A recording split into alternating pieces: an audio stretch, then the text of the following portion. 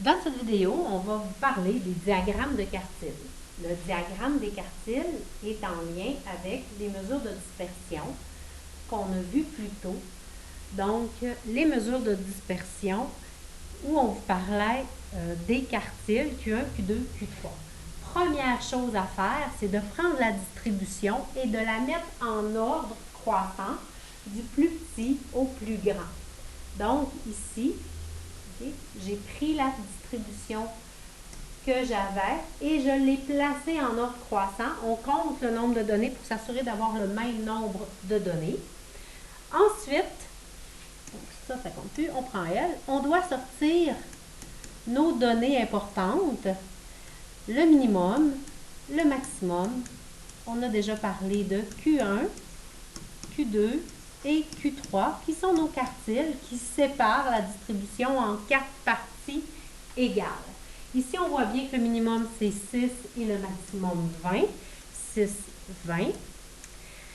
Si je compte les données que j'ai ici, il y en a 16. Donc, si j'ai 16 données et que je veux séparer, je commence par trouver mon milieu. Je divise par 2, ça veut dire 8 données. 1, 2, 3, 4, 5, 6, 7, 8. Je sépare un groupe de 8. Mon autre groupe de 8.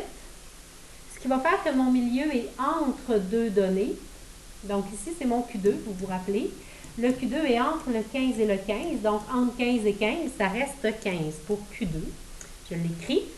J'ai un groupe de 8. Un groupe de 8 aussi, ça se sépare bien en deux. Je fais deux groupes de 4. Deux groupes de 4, je sépare en plein milieu. Mon Q1 va être ici, ma séparation, qui va être entre la dernière donnée du premier groupe et la première donnée du deuxième groupe. Donc, mais entre 11 et 11, ça se calcule bien. Ça reste 11 et je fais la même chose pour le dernier groupe. Donc, un groupe de 8 qui se sépare en deux. Deux groupes de 4.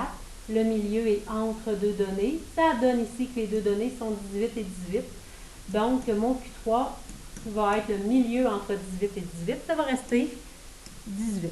On voit bien, on remarque, c'est très important, que dans chacun des quarts, premier quart, deuxième quart, troisième quart et quatrième, il y a le même nombre de données. Donc, chacun ici contient 4 données.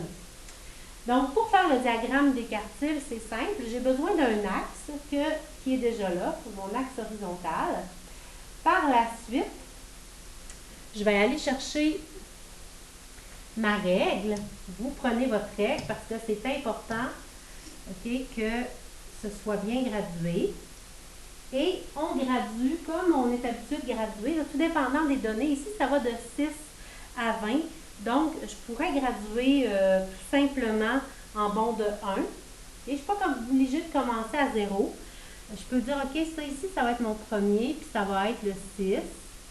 Fait que 6, 7, 8, 9, 10, 11, 12, 13, 14, 15, 18, 19, 20. Et j'aurais pu le faire avec des bonds de 2, tout dépendant aussi là, de ce que vous avez besoin. Fait que, tant que votre minimum, votre maximum est là, vous avez le droit de faire les pas de graduation qui sont les plus utiles pour vous, tant que vous les respectez par la suite.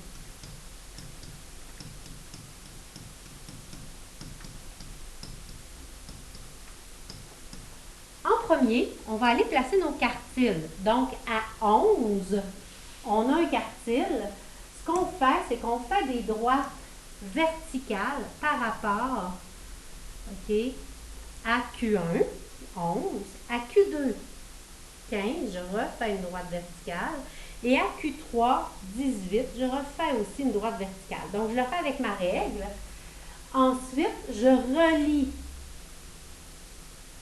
ces droites verticales-là. Ça me donne une boîte.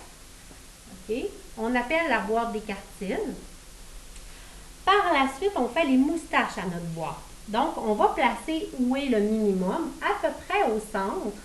On va aller mettre une petite ligne plus courte que la ligne des quartiles au minimum et également au maximum. Ici, c'est à 20.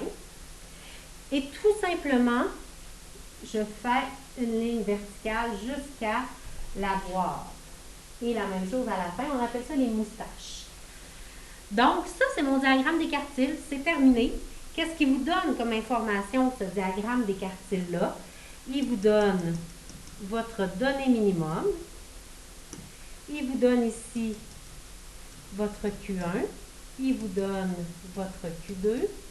Il vous donne le Q3 et il vous donne le maximum, plutôt, excusez-moi.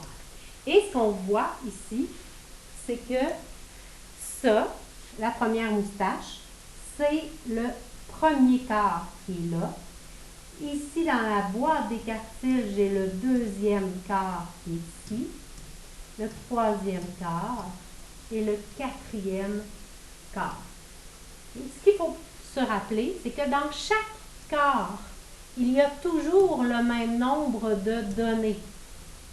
Toujours le même nombre de données. Il y a 4 données, autant dans le premier quart que le quatrième. Pourquoi que la moustache ici est plus courte? Ce n'est pas parce qu'il y a moins de données, c'est juste parce que les données sont plus proches les unes des autres.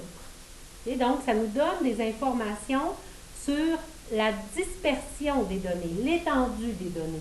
Ici, si je vous avais demandé l'étendue du quatrième quart, vous vous souvenez que vous auriez pris la donnée maximale moins Q3, donc vous auriez fait moins 20 moins 18, c'est 2.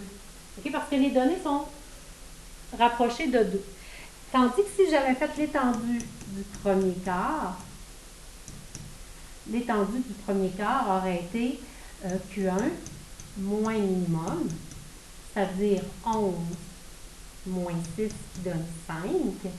J'ai toujours 4 données, mais 4 données qui sont dispersées ici de 5 unités. Donc, la longueur de chacune des sections, la largeur des sections correspond à l'étendue des données. Et j'ai le même nombre de données dans chaque section, sauf que ici, elles sont plus proches. Okay? Tandis qu'ici, plus la boîte est large, plus les données sont proches. Ce qu'on appelait l'étendue interquartile, Q3 moins Q1, correspond en fait à la largeur totale de la boîte, donc les données du centre.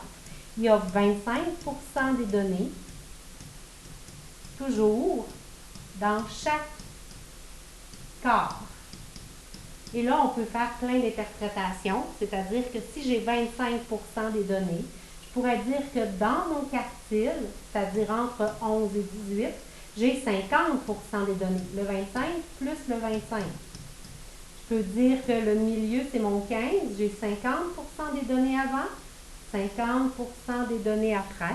On a plein de questions qui peuvent avoir le lien avec les étendues de la distribution. C'est ce que nous donne le diagramme des quartiles.